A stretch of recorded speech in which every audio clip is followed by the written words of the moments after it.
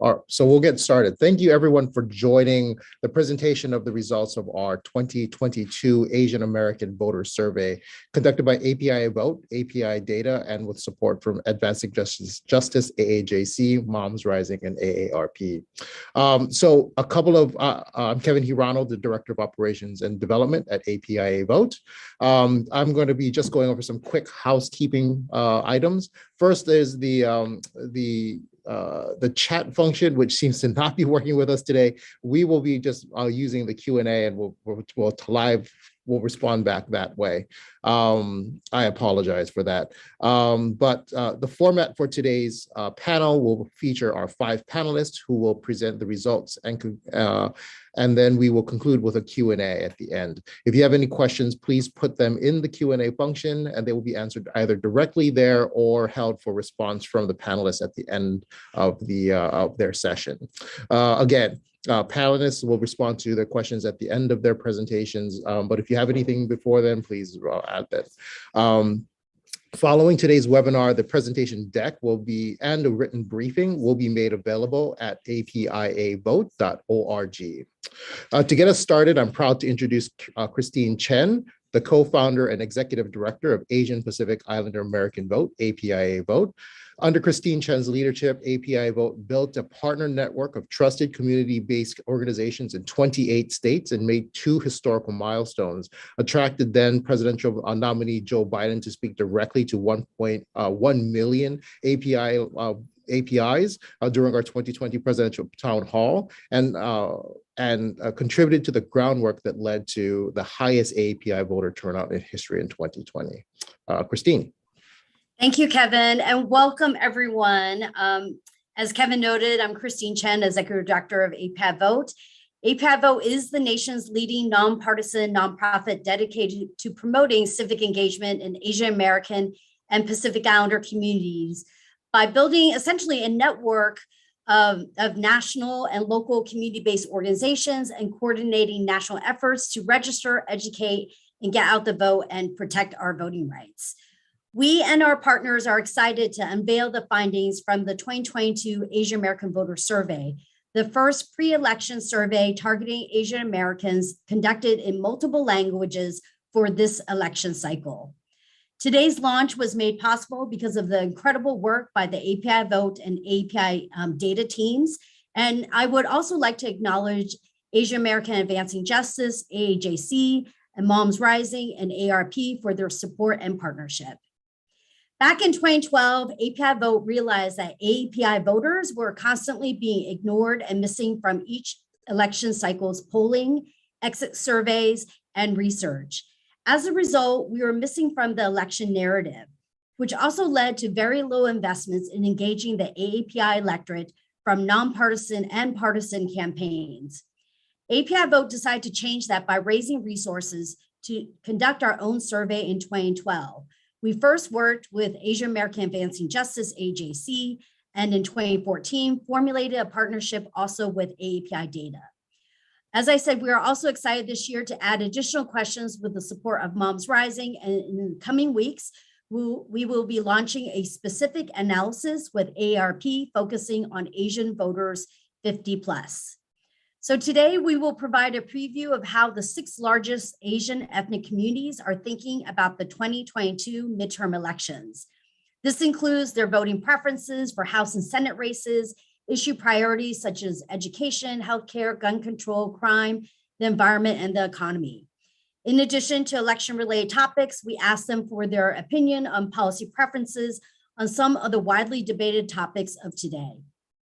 But in reality, the crosstabs and the full survey contains so much rich data. It includes not only our full set of questions and breakdowns along major ethnic groups, but also ones along age, gender, country of birth, region, and party ID. You'll also discover how Asian American voters get their news, which sources for information they find the most trustworthy, and how they think federal funds should be spent among the survey questions. The survey provides insight into the Asian American electorate that was missing back in 2012. Thanks to the attention that you, the media, and our community partners have paid to our biannual survey, we are seeing a growing trend of articles and stories that include and focus on the growing importance of Asian Americans. However, much more needs to be done. We need the resources to conduct a similar survey for our Pacific Islander and other Asian American communities to uplift their preferences as they continue to grow in population. And beyond the pre-election survey, there's a need to expand and diversify the polling and research on AAPIs, and today's results will show you why. On today's panel, we have Janelle Wong, who's a co-director of AAPI Data, is a professor of American Studies at the University of Maryland, and a core faculty member in its Asian American Studies program. We also have Karthik Ramakrishnan, also the founder and co-director of AAPI Data, and is Associate Dean of the UC Riverside School of Public Policy and Professor of Public Policy and Political Science. We also have Jenny Kim, Vice President of Policy and Programs at Asian American Advancing Justice, AJC, responsible for developing and implementing Advancing Justice AJC's strategic vision for its policy advocacy agenda, litigation, community engagement, and research initiatives. And then rounding out the panel is Gloria Pan, Senior Vice President who leads Moms Rising, Member Engagement Campaign Tools, Rapid Response, and Gun Safety Campaigns. At this time, I would like to turn it over to Janelle Wong and Karthik Ramakrishnan, who are the co-directors of AAPI Data. Thank you so much, Christine and the APIA Vote team. I'm really excited to tell you a little bit more about this survey. So next slide, please. We are really excited to present these data with a large sample of Asian American registered voters. So we had more than 1,600 registered voters included in this survey, and it included Chinese, Filipino, Indian, Korean, Japanese, and Vietnamese registered voters, the top 6 Asian American communities in terms of size.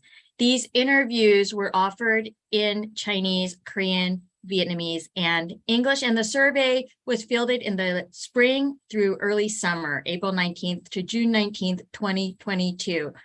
And we are really pleased to have partnered with ISA Interviewing Services of America for this special sample. Next slide, please. I just wanted to start off with some observations just about mobilization and the upcoming 2022 election.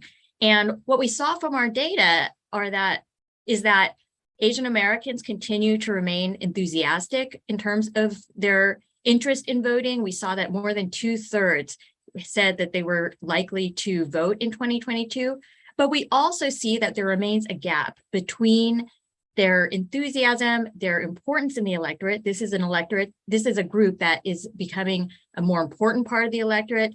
They are growing fast, they are turning out in record numbers, and yet, next slide, please. We see that mobilization continues to lag. So we see here that among all Asian Americans, we see that only 52% said they had been contacted not at all. They had not been contacted by the Democratic Party. And this is also true if we go to the next slide. We see that a majority had also not been contacted by the Republican Party. Altogether, what does this mean? Next slide, please. We see that only about half of Asian Americans have been contacted. These are registered voters, right? So only about half of Asian American registered voters have been contacted by either of the two major parties, and yet they are strongly committed and interested in taking part in the 2022 election. I'm going to turn it over to provide even more context to my colleague, Karthik Ramakrishnan. Thank you, Janelle. So next slide, please.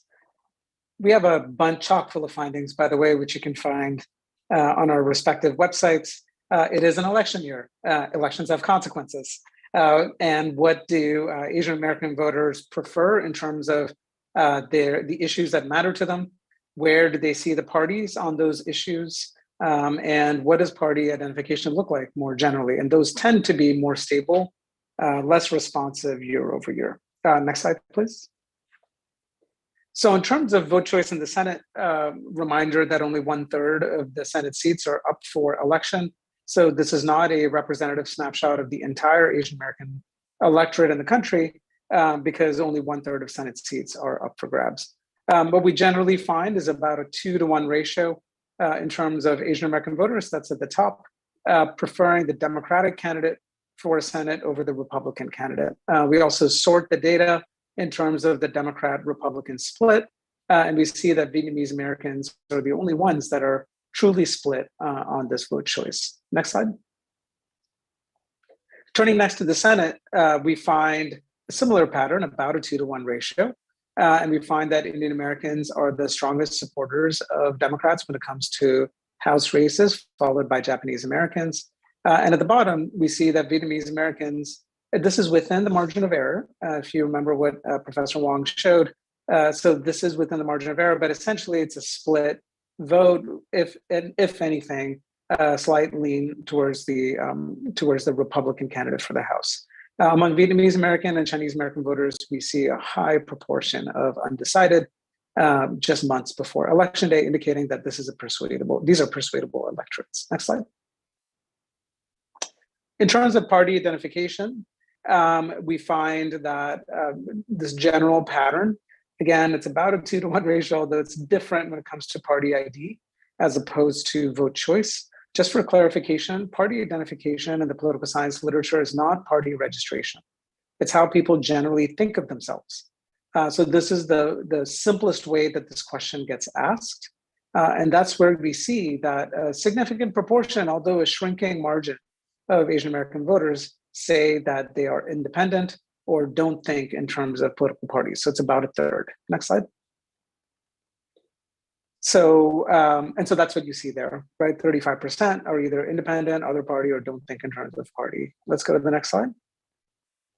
However, if you look at those who say that they're independent or don't usually think of themselves in terms of parties, if they lean more towards the Democratic Party or the Republican Party, again, you see this familiar 2-to-1 ratio that reproduces itself among the leaners. And what that does is it actually increases the Asian American Party identification advantage. 56% identify more with the Democratic Party, 26% with the Republican Party, and only 17% are what we could call pure independents. And look at the sorting here. It's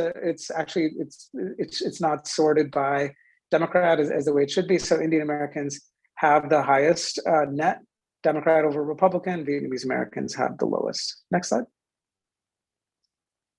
Finally, in terms of favorability, we find higher favorability for Joe Biden among Asian American voters than the national average. The caveat is that we stopped interviews in June, but even the surveys, national surveys from May and June of 2022 indicated a lower favorability rating among American voters in general. Next slide. We did ask a question about favorability about Donald Trump, and we find that Vietnamese Americans actually still hold a favorable rating, so close to 50%. And in fact, a much higher proportion have a favorable rating of Donald Trump than an unfavorable rating. At the bottom of the list, Indian Americans and Chinese Americans have the least favorable ratings, either on a net basis or just looking at the somewhat unfavorable and very unfavorable. Next slide. Next, in terms of issue priorities, what are the issues that Asian American voters care about? I'll go through this a little bit quicker. Next slide. Interestingly, even though inflation dominates the news, healthcare is the most important issue, according to Asian American voters. If you add up the extremely important and very important, that's fascinating. We typically don't think of this as a healthcare election, although perhaps with COVID and ongoing concerns about lack of healthcare given unemployment and disruptions to the labor force, something important to watch out for. Jobs in the economy and inflation are also very important. A lot of people wonder about foreign policy in Asia and how much that matters for Asian American voters. The answer is not that much. But in the middle, you see issues like crime, like education, and gun control and the environment, all fairly important issues for Asian American registered voters. Next slide. Here we see a sort between the Republican Democratic advantage. We see that Republicans hold, basically it's about even on inflation and foreign policy among Asian American voters, and same for national security and also for crime. So if people think that crime is an issue where Republicans have a major upper hand, that's not true among Asian American voters. On other issues like gun control, healthcare, environment, and racism, Democrats hold a very strong advantage. I believe that's my last slide. Next slide. So thank you very much, Karthik and Janelle. We're going to go ahead and now look at hate crimes. Here you'll see that 73% of Asian Americans worry about experiencing hate crimes, harassment, and discrimination, at least sometimes, and 24% said that they worry about it very often. So we know that this is also an issue and conversation in terms of how we are able to engage the AAPI electorate into turning in and looking at why they should register and go vote and mobilize for the elections. The next slide, we also look at how the convergence of worry about hate crimes and a House vote choice in 2022. Looking deeper into the results, we also found that Asian American voters who worry more about hate crimes also tend to lean slightly more Democrat. Now, in terms of voter method, in 2020, we know nearly 3 out of 4 AAPI voters chose to either vote early or by mail. So let's now look at their preference to access to vote for this year. We found consistency over the years that more Asian American voters prefer to cast their ballots in a way other than in person on election day. 50% surveyed prefer to do so by mail or by dropping off their ballot at an election office, polling place, or a ballot box. That's why for certain states where laws have changed, where perhaps voting early or by mail is a little bit more difficult, it's going to be the role of nonprofit organizations, political campaigns, and candidates to make sure that we educate this base of voters about making a new plan to vote. In the next slide, we also look at languages access. Asian American voters also comprise many different language speakers. We found that 77% of the voters we surveyed speak a language other than English at home. For Vietnamese voters, it's 92%, and for Chinese voters, it's 87%. That is why AAPI Vote is committed to raising enough funds to essentially reach over 700,000 Asian households with our translated state-specific mailers. Once those mailers landed in 2020, the Asian voter hotline, 888 AAPI Vote, received a couple thousand calls for assistance in specific languages. We know translating and engaging voters in their language is key to increasing their participation. At this time, I'm going to hand it over to Ginny Kim, the Vice President of Policy and Programs at Asian American Advancing Justice, AJC, who will now dig deeper in some of the issue areas. Thanks so much, Christine. So going off of the multilingualism slide, we'll go to the next slide here, which ties right nicely. Of those who speak a language other than English at home, 42% of survey respondents said they would use voting assistance in languages other than English. We also know that overall, 1/3 of Asian Americans have limited English proficiency. So it is critical for our organizations to continue to advocate for language access to the ballot, fighting for the voting rights of our community, including for our limited English proficient voters, and to provide more in-language voting resources, including our 888 AAPI Vote hotline that we run every election in partnership with APIA Vote. Now, next slide, please, for other policy preferences. Great. So immigration is an Asian American issue. Approximately 2/3 of Asian Americans are immigrants, and the overwhelming majority of the Asian American population, over 90% in fact, are either immigrants or the children of immigrants.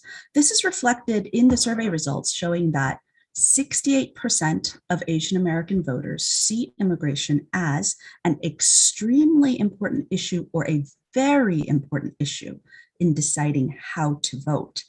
An additional 22% see immigration as somewhat important, meaning that overall, altogether, Immigration is an issue that influences 90% of Asian American voters in deciding how to vote.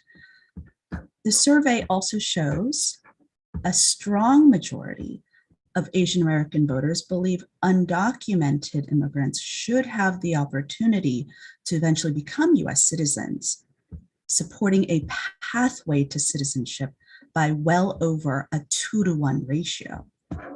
In this nation of immigrants, the strong support of Asian American voters is reflective of the importance of a pathway to citizenship for the 11 million undocumented immigrants in the US, 1.7 million of whom are Asian immigrants, and many of whom have called America home since childhood.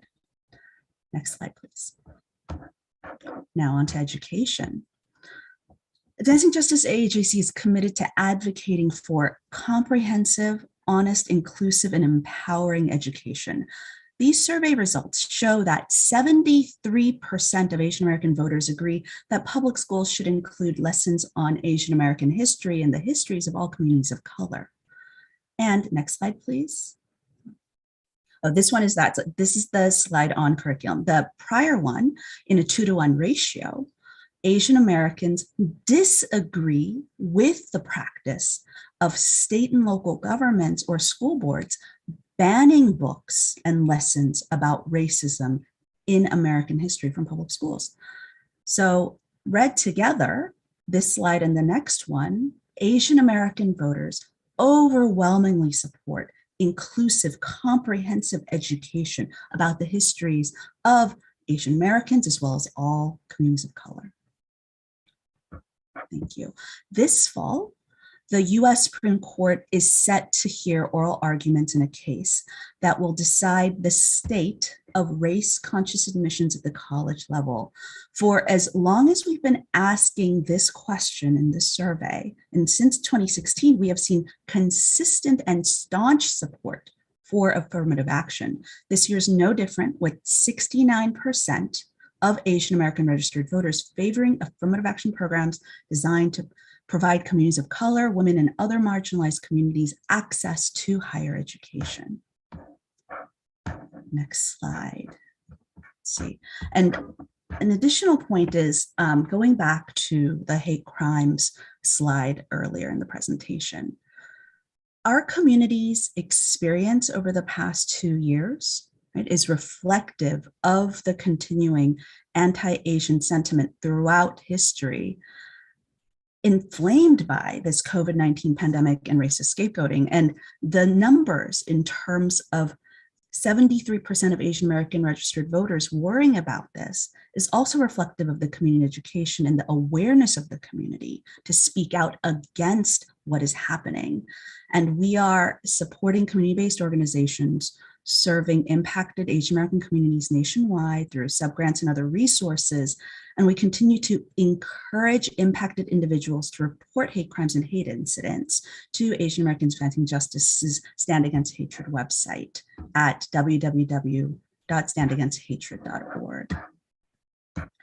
And onto the information sources slide. I know we've got a couple of the slides out of order, but the information sources that we'll want to lift up here is that television is the most popular news source for Asian American respondents, 65%, but social media is fast becoming a significant source of news for Asian Americans, with 32% citing Facebook as a popular source, as popular a source as traditional print newspapers. And for some groups, especially Vietnamese Americans, 51%, YouTube was regularly consulted as a news source. And this rise in reliance on social media as a news source is both an opportunity and is a concern, given the rise in mis and disinformation content on social media platforms. And so the implications for organizations like Advancing Justice AAJC is that we need to pay closer attention to the messages spreading online to understand community perception and what it means, especially when our communities are not being contacted by either party or candidates. And so the need to understand and reach our communities on these platforms is increasingly important. Thank you. And I'd like to turn it over to Gloria Pan, Senior Vice President, National Member Engagement and Gun Control at Moms Rising. Thank you, Jenny. So Moms Rising, we are a multi-issue intersectional organization of more than 1 million moms and family members working to build a nation where businesses and families can thrive. I lead on national member engagement and gun control. Next slide, please. So against the backdrop of the spike in anti-Asian hate and violence, safety is a top concern for Asian Americans, including safety from gun violence. 77% of Asian Americans agree somewhat or agree strongly that we should have stricter gun laws. Next slide, please. Next slide, please. Next slide, please. So the vast majority of Asian Americans are immigrants or children of immigrants who are creating new family roots here in the United States. So being able to take care of our families is extremely important. Therefore, it is no surprise that we strongly support federal investments in care policies. Between 73% to 78% of Asian Americans agree somewhat or agree strongly that there should be more federal investments on spending on policies like childcare, paid family and medical leave, and elderly and disability home care. Back to you, Kevin.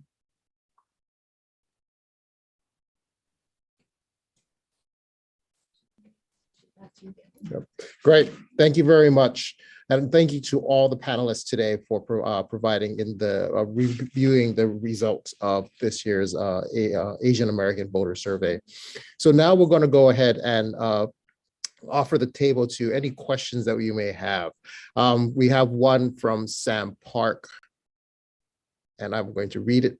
And let's see. Do you anticipate any significant differences in preferences / trends by region, such as AAPI voters who live on the West Coast versus the South? Or can these national trends apply locally? I think that Karthik or Janelle would like to answer that.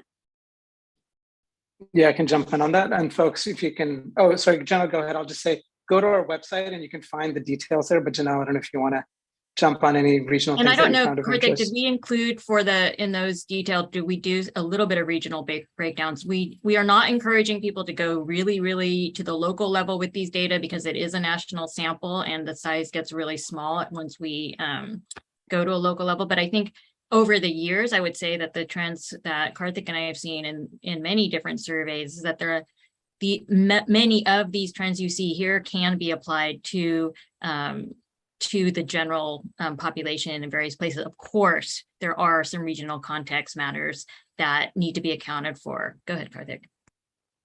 Yeah, so if you look at our slides, for example, maybe as you might imagine, the Democrat-Republican net advantage is lower in the South than it is in the West, but it's still higher. So yeah, 38% Democrat, 23% Republican in terms of party identification. And then similarly, when you see on some of these candidate choice things too. So generally the consistent theme is that it's as you would expect that in the South, the Democratic net advantage is not as high as it is in the Northeast or in the West. Great. Thank you. We have another question from Elizabeth Coley. Voting in person was not divided into early in person and day of election day in person. I'm guessing they're asking about defining the question about early voting versus in person versus in mail. That's right. We did not have that level of detail in the survey. Right. Emily Lines asks, do you have any questions of Asian Americans living overseas or know of any sources for this data? Not in our survey. We did not ask a question about it. I don't know if API Vote or others are tracking in terms of overseas voters outside of that.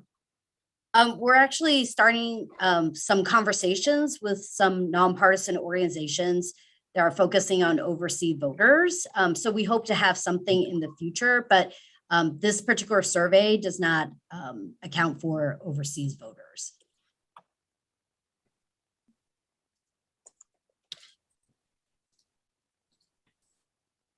Miriam Young asked, just to clarify, there were no reproductive rights questions.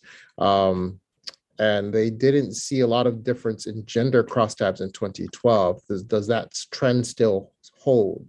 Seeing Latino men pull away from Latinas in terms of our preference, worried that we might see the same in API communities. Excellent question, Miriam. And you're right that we did not have repro questions here. We do see a slight net advantage, greater net advantage among female, self-identified female Asian American voters and male Asian American voters. So we find that for the House race, for example, it's 51% Democrat, 31% Republican among males and self-identified males, and then 56% to 24% among females. So there is a gender gap, but it's not nearly as great as it is for other populations. And I would say that right as we're about to go into the field, the National Asian Pacific America Women's Forum had produced a report. And so I would encourage everyone that's looking into reproductive rights and leanings to go ahead and refer to NAPOF. Yeah, and one thing I would say, at least from past findings, there are some differences across detailed origin groups, and some of that correlates by religious affiliation, as you might anticipate. So for those Vietnamese Americans, for example, Catholic populations, the kind of progressivism on reproductive rights is not as strong as it is among Indian Americans and Chinese Americans, and especially Chinese Americans who have a relatively high proportion of non-religious identifiers.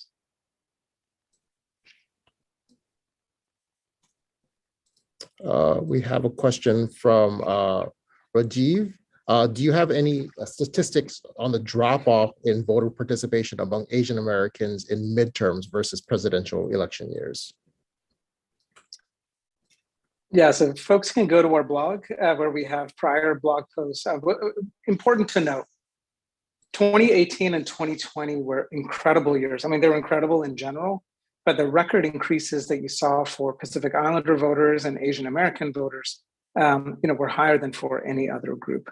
Now, that said, the baseline typically is lower, and 2014 was a pretty awful election when it came to midterm turnout. So one of the big questions this time around, wide recognition that in 2018, Donald Trump, even though he was not on the ballot, had an outsized effect. He's a very polarizing figure. He's playing less of a role this time, but still is relevant. On top of that, we have hate crimes and hate incidents that are also introducing new dynamics, which may actually spur people to vote. But it remains to be seen. And I think this is when we'll see if we're seeing that level shift. I mean, essentially, if we're seeing an awakening of political consciousness among Asian Americans that remains, the 2022 elections will be an important barometer of that. I also would like to lean in and note that in 2018 and 2020, we also saw a lot more investments, at least on the nonpartisan side, really making sure that the community organizations have the infrastructure and the capacity to increase their work around voter registration, getting out the vote, and voter education, and overall just mobilization. So that also is something that we're keen and we're really focusing on, and making sure that those type of same resources continue. In addition, we also saw in 2021 that early voting in New Jersey as well as Virginia increased tremendously in comparison to the previous off-year cycle elections. And so in looking at those trends, we're also anticipating that, at least from API Vote side, that we're very hopeful that the turnout for the API electorate during this midterm election, there is going to be extreme interest and activations as well. I think, Janelle, you had unmuted yourself as well. Well, I just wanted to remind the folks that are on this call that the data that we're presenting here are of Asian American registered voters who are surveyed also. So these are the people who are fairly engaged. And so there's still work to be done in terms of voter registration in our communities. A question for Harini Krishnan. Were Indian Americans the only South Asian voter survey? If not, is there any way to access this information? Yes, Indian Americans were the only ones. In the past, We've had surveys of Pakistani and Bangladeshi voters. It's very expensive to do, and won't get into the details of trying to do name classification. But given the relatively high proportion of Muslim names that could be of any racial or ethnic group, it becomes really difficult to produce representative samples of Pakistani and Bangladeshi voters. One question from an anonymous from attendee regarding anti-Asian violence. Is there a breakdown as to who the community sees as the aggressor?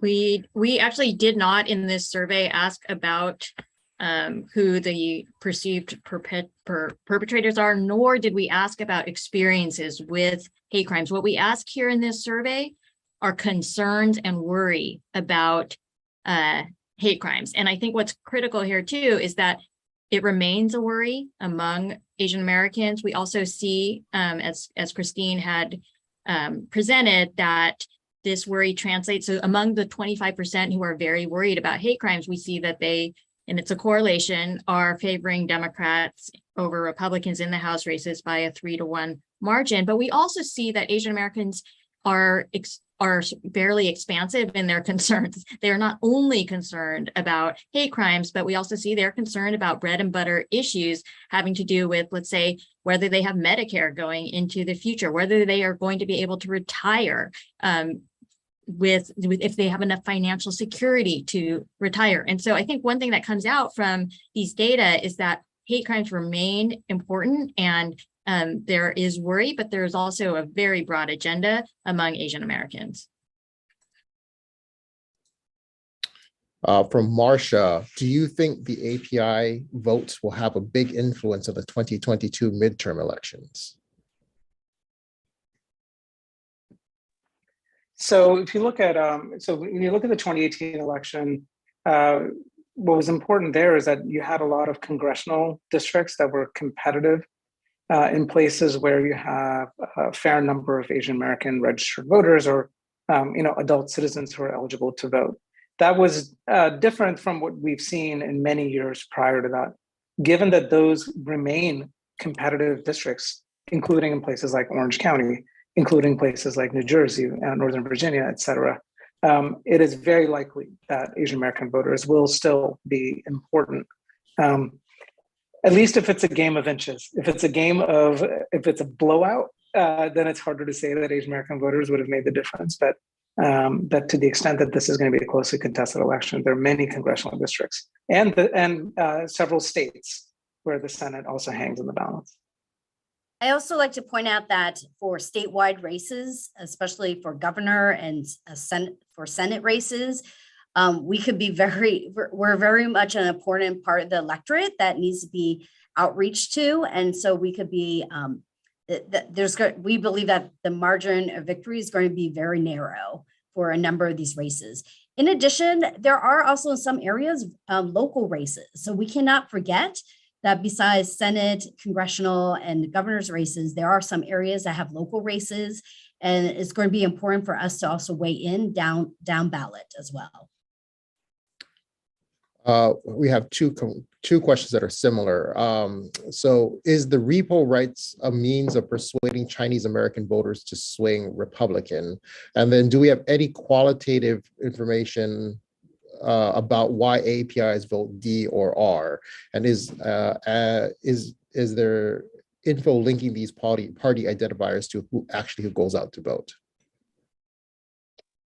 It's interesting to think about the reproductive rights question. What we've seen in surveys that this survey, as was mentioned earlier, did not include a question on reproductive justice or reproductive rights. However, past surveys have shown that Asian Americans as a group, and Chinese are one of the groups that is most prominent here because they're a large part of most samples of Asian Americans, that Asian Americans as a group tend to be either the highest or at least as high as as the other highest group in any survey when it comes to especially support for abortion rights. And so what we see is that maybe contrary to the stereotype of immigrants who are socially conservative, Asian Americans are actually very distinctively progressive when it comes to supporting access to abortion.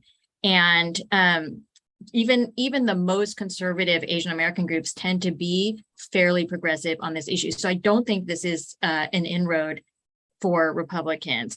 On the other question, I'll let Karthik, I had dropped it into the Q&A, but Karthik has actually written a pretty comprehensive piece on what is driving partisanship among Asian Americans. Great, thank you, Janelle. Yeah, it's an oldie but goodie. It was an invited piece for the American Prospect that it's still available. I don't think it's gated. It's called "Why Asian Americans Became Democrats," and that is a 2-decade-long process, and it has everything to do with being welcoming versus exclusionary. And what's interesting is that over time, the hardening of party identification among Asian Americans actually starts shifting their opinion on many economic issues, right? So in the exit polls, limited as they are in 1992, not only showed high support for George H.W. Bush, but also fairly moderate to conservative economic policy opinion about the size of government. 20 years later, it's a complete role reversal. And it's part of that journey. So the bottom line is the Republican Party is shooting itself in the foot in the long term by pursuing policies, stances, and rhetoric that are highly socially exclusionary. Thank you. Ashley Lynn asked, hate crimes as a motivator for voting. How does that manifest? Turnout, voting preferences in candidates, if you could elaborate on that. Yeah, what we're seeing is, so first of all, as Janelle said, these are registered voters, so their stated inclination to vote is actually quite high. So we don't see, at least in these data, as opposed to say voter registration data, where you might see more of a bump, we don't see much of a difference. That said, remember that 2-to-1 ratio that I spoke of? Among those who are, who worry very often, that becomes a 3-to-1 ratio. Now, this is not a causal statement. This is a correlation. But what we can safely say is that among Asian Americans who are very worried about hate crimes, the Democratic Party benefits. However, I would add in a red flag that because safety is such a concern, I think that there is a particular vulnerability among Asian Americans around safety messaging, particularly very divisive safety messaging. And as we know, especially around the issue of gun violence, the NRA and their allies have an extremely powerful messaging machine. So that there is a vulnerability there around the issue of safety. And with regard to the solutions to hate crimes and community response to hate crimes, we hear from our partners on the ground with regard to the need for holistic solutions that are not specifically law enforcement focused, but outreach and linguistically and culturally accessible resources from many different government agencies, including wraparound support services for victims advocates, for mental health services, as well as restorative justice solutions, a whole host of different types of solutions that Asian American community members see as necessary, as opposed to that one safety and or law enforcement response. That's great. We did have one question, I think, from Annabelle at ABC 7 Los Angeles. Janelle responded, but I'd like to pose it to the group. Are there any insights on voting trends, party preference, issue priorities across different age groups? I mean, one of the things that we've seen consistently in these surveys, not just this one, and I think it is remarkable, there's a lot of stability. I know people are always looking for change, but we actually see some pretty strong trends that we've seen in the past in terms of what issues Asian Americans care about and the kind of partisan breakdown. But another thing that has been very consistent in these data are that there is a generation gap in terms of issue orientations. And so what we see is that Asian American young people, and and this is actually backed up by another survey that I just dropped into the Q&A, the Harvard Youth Poll, is there is a really big gap in between those who are younger and those who are older on issues of race, on the environment. So what we see across all these issue areas, we see that young people are much more progressive than older people. That said, older people are not deeply conservative. We also see that the community as a whole sort of leans, especially progressive when it comes to these kinds of issues of the role of government in providing a social safety net, in redistributive kinds of economic policies, in minimum wage policies. We haven't asked all these questions, but I think that on the whole, what you see if you bring all these data sets together is that there's both a generational divide and a kind of leaning of the entire community, including older people, to the left, especially when it comes to kind of a strong social safety net and safety issues in our community more generally. Yeah, thank you, Janelle. I just want to sharpen the point there that generational divide is a question of degrees rather than question of being on opposite sides, right, in terms of opinion. I think that's really important because people talk about generational divides, but what you typically find is for younger generations, even more progressive opinion on gun control, on minimum. We've asked about minimum wage in the past, for example. So it generally holds true. I would say one of the big questions is in terms of Vietnamese American voters. What we saw in 2020 was actually a dynamism in that electorate that we had not seen in a long time. It looked over the years that Vietnamese Americans were drifting more towards the Democratic Party as you saw younger Vietnamese Americans, with stronger preferences. Donald Trump seems to have done something with the Vietnamese American population. There's also organizations like Pivot and others who have talked about the role of misinformation and disinformation playing a significant role. That could also play a role in terms of the kind of dynamism we see in the Vietnamese American electorate. Thank you.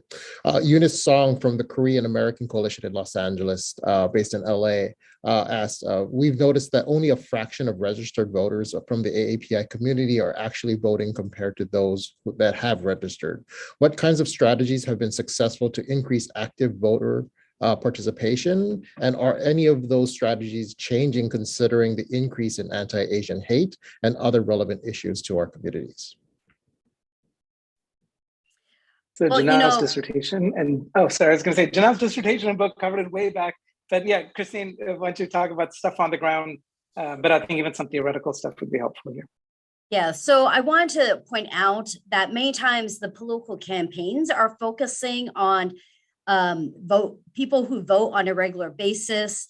And so versus AAPI Vote and our local partners all across the country are focusing on new voters, as well as what they call low propensity voters, maybe someone that's voted once every 4 years or once every 2 years. And what we found is that when we implement a comprehensive field program where we're sending out a translated mail followed up with phone banking, text banking, and for some areas where they have the capacity and density to go door knocking, those voters that we're reaching out to, they say that we're the first individuals and organizations are reaching out to them. In other words, they're not hearing from the campaigns or the political parties. So as a result, they're leaving out people who are actually interested in voting, but they really are not getting the information and being engaged. I think if we focus on that base of new voters and those that need a little bit more language assistance as well, that we could be able to motivate them to turn out in larger numbers, because we've already seen that when we do the research after the 2018 and 2020 elections, that those that we contact, they actually have a higher rate of turning out.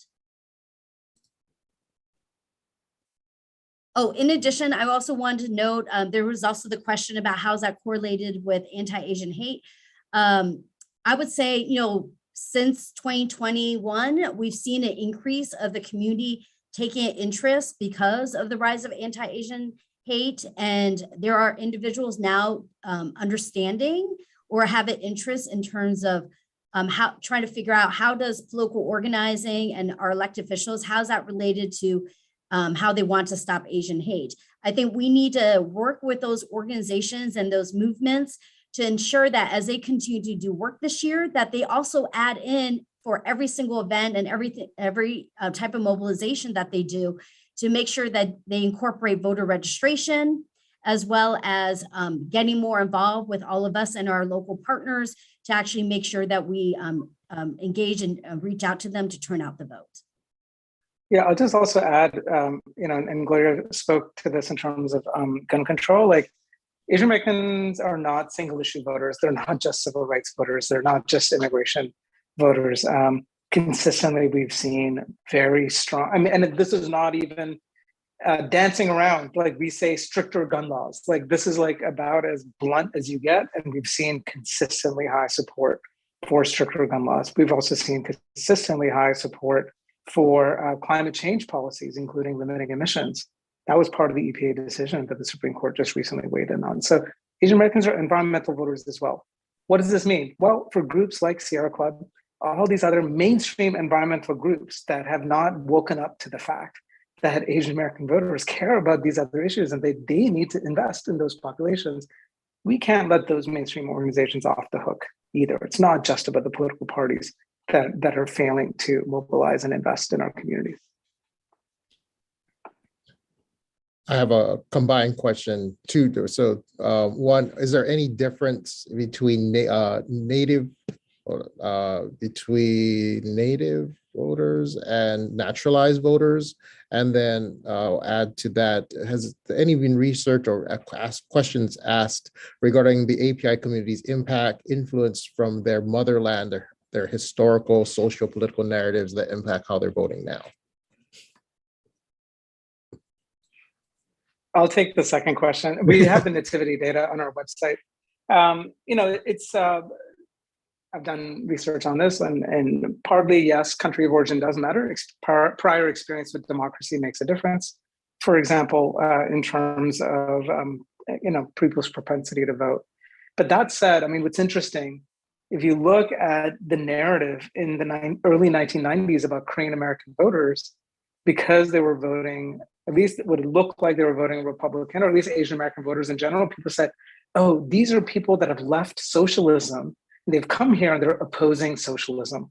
And now the same people say, well, they left socialism and therefore they're Democratic voters. And so, the country of origin stuff, it's not a very reliable indicator in terms of, formation.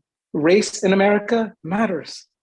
You come to America and you're basically treated as other and not given opportunities to get integrated into American society. That's a powerful dynamic that keeps many Asian American voters away from the Republican Party and towards the Democratic Party. So we have 2 minutes left. I'll ask one or maybe two more questions. I hope we can get all the panelists to respond to the last two. On an anecdotal level, I have personally seen Asian Americans excluded from the minority discussion on the basis that on average, they have succeeded more than other people of color. How should we address this issue to create more unity?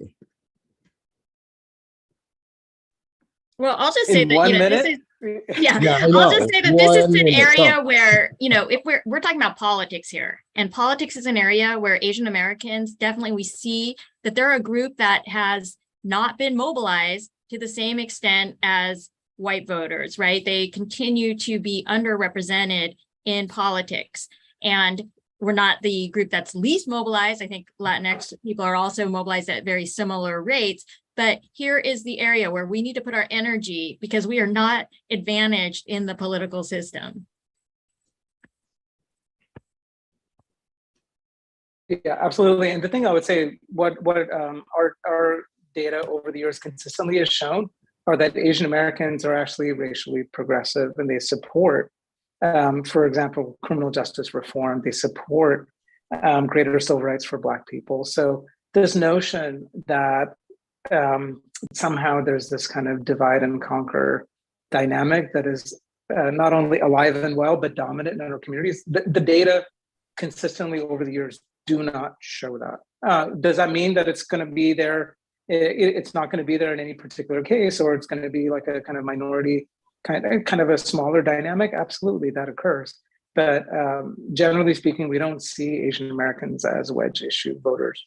Even on something like affirmative action, it does not rise to be a very important issue when it comes to vote choice.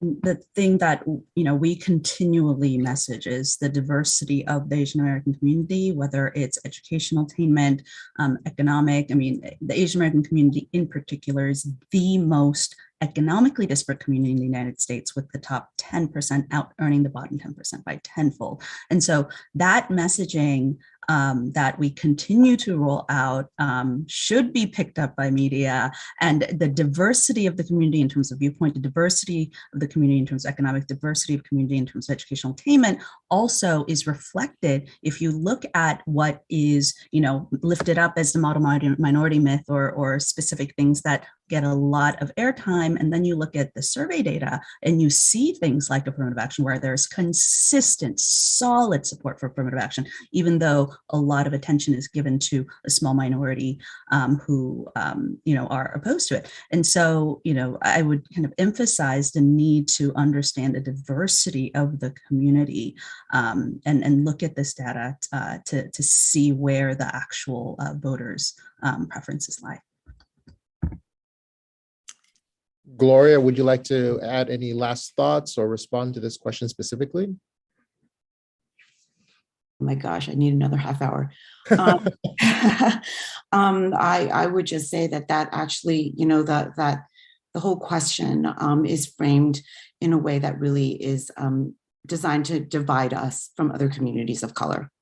And we have to actively push back against it because we are the ultimate community of color. We are perpetually the foreigners, perpetually the outsiders. That has been our entire history.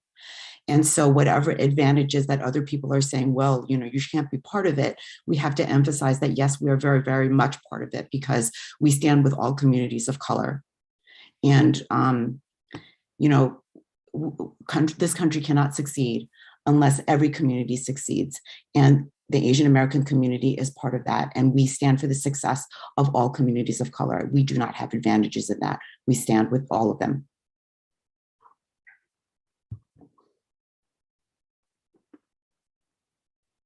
I can keep going, but I think we ran out of time. So Kevin, I know that we're out of time, but I want to at least let everyone know there are so many great questions.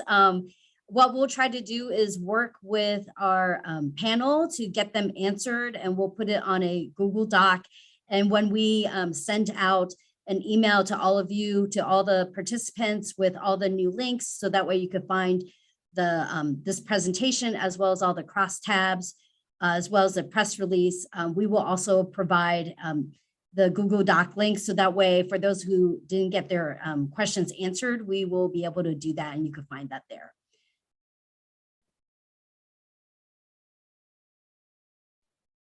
Great. Well, thank you everyone for attending. We had over 220 attendees today.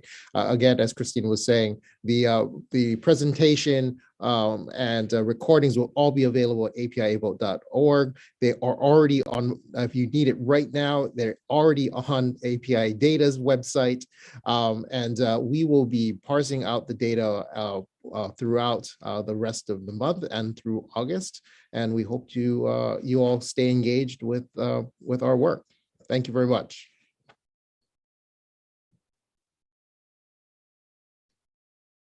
Thank you, everyone.